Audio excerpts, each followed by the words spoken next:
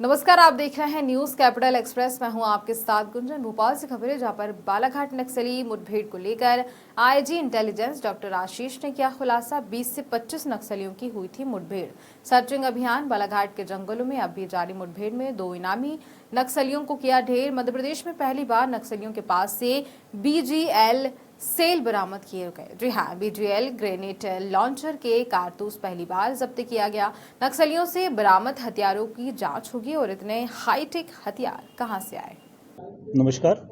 आज ये जो प्रेस कॉन्फ्रेंस बुलाया गया है, हमें जो बालाघाट के जंगलों में विशेष सफलता मिली है, हॉक फोर्स के SOG के जो हमारे जवान हैं उनके द्वारा एक इंटेलिजेंस इनपुट मिला था, जिसके आधार पे कार्रवाई करते हुए कॉम्बिंग की कार्रवाई कर रहे थे, जिसमें इनका चांस इनकाउंटर 20-25 नक्सलियों के साथ हुआ और इन्होंने बड़े बहादुरी से उन सभी वो फेस करते हुए 2 नक्सलियों को धाराशाही कर दिया है। अभी क्षेत्र में कॉम्बिंग गश्त चल रहा है, सर्चिंग ऑपरेशन चल रहा है और ये संभव है कि कुछ और भी नक्सली घायल हुए होंगे।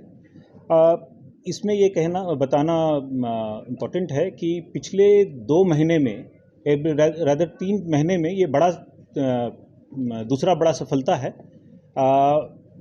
14 दिसंबर को पहला बड़ा सफलता मिला था, जिसमें एक नक्सली को हम धाराशाही कर सके थे 14 दिसंबर को, और अब ये 1 और 2 अप्रैल के दरमियानी रात को दूसरा मेजर बड़ा सफलता मिला है।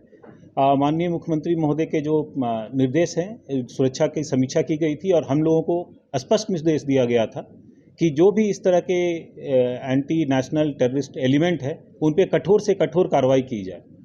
और जैसा कि आप जानते हैं, आउट ऑफ टर्न प्रमोशन दिया गया है पिछले 14 दिसंबर के जो एनकाउंटर हुए थे उसमें 24 जवानों को, और उनमें बहुत ही हाई लेवल का मोटिवेशन है और इसी का नतीजा है जो एनकाउंटर हुआ वो हम सफलतापूर्वक 2 नक्सलियों को न्यूट्रलाइज कर सके हैं। इस ऑपरेशन के कुछ विशेष पहलू हैं, कुछ विशेष एस्पेक्ट्स हैं जो मैं आप लोगों से शेयर करना चाहूँगा। मारी गई एक नक्सली जो है संजती उर्फ क्रांति, ये DVCM हैं, डिविजनल कमेटी के मेंबर हैं और इनसे AK-47 जो मशीन गन होता है वो रिकवर किया गया है। दूसरा जो रघु शेर सिंह, ये ACM है, एरिया कमांडर, एरिया कमेटी के मेंबर हैं और इनसे भी असले जब्त किए गए हैं। एक जो बात निकल के आई है, इस बार पहली बार हम लोगों ने BGL जो ये बैरल ग्रेनेड लॉन्चर जो होता है उसका एक कारतूस, 2 कारतूस इनसे जब्त हुए हैं। मैं जो फ़ोटो आप लोगों के साथ शेयर करूंगा उसमें आप देखेंगे तो जो AK-47 का जो रखा है उसके बगल में रखा है, मैगजीन के बगल में 2 BGL रखे हैं। जो फ़ोटो शेयर होगा तो उसमें आप देख सकेंगे। ये पहली बार हम लोगों ने जब्त किया है और ये जो ग्रेनेड दूर से लॉन्च किया जा सकता है और ये देसी इनोवेशन नक्सलियों ने किया है। पहले बस्तर में इस तरह के इनपुट मिले थे और कुछ जब्ती हुई थी, पहली दफ़ा ये बालाघाट में हुआ है। ये एक बड़ी सफलता है और साथ ही साथ एक हम लोगों के लिए फ्यूचर प्रिपेयर्डनेस के लिए भी एक वार्निंग साइन है कि हमें अब इस तरह के एडवांस जो इन लोगों ने इन हाउस बना लिए हैं एडवांस वेपन्स, उसको भी फेस करना पड़ेगा। किया गया कि और भी तो जो भाग गए हैं, जो इनपुट था वो था कि 20 से 25 नक्सली हैं और डेफिनेटली वो भागे हैं। उन्होंने कुछ सामान छोड़ा, कुछ वेपन्स वगैरह का वो फ़ोटो भी मैं आप लोगों से शेयर कर रहा हूँ। उनके द्वारा कुछ सामान छोड़ा गया है।